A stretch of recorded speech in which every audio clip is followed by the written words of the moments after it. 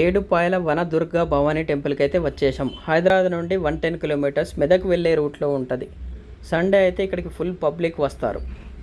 అసలు ఈ టెంపుల్కి ఈ పేరు ఎలా వచ్చిందంటే, పూర్వం ఈ ప్రాంతం దండకారణ్యం. ద్వాపర యుగంలో పాండవుల మనవడు పరీక్షిత్ మహారాజు వేట కోసం ఈ ప్రాంతానికి వచ్చాడు. సరిగ్గా ఇప్పుడు ఈ టెంపుల్ ఉన్న ప్రాంతానికి వచ్చేసరికి పరీక్షిత్ మహారాజుకు దాహం వేస్తుంది.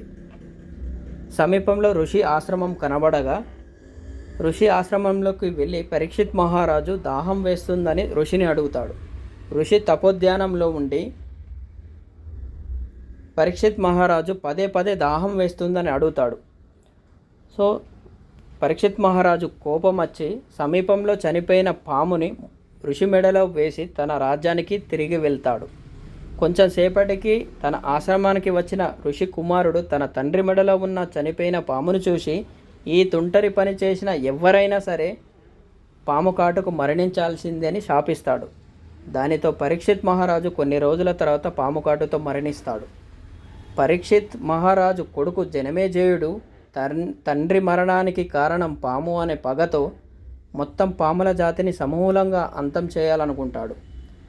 దానికోసం పండితులను సంప్రదించి యజ్ఞగుండాలను నిర్మిస్తాడు. సర్పయాగం కారణంగా పాములన్నీ చనిపోతాయని నాగుల తల్లి కద్రువ దేవుల్ని వేడుకుంటుంది.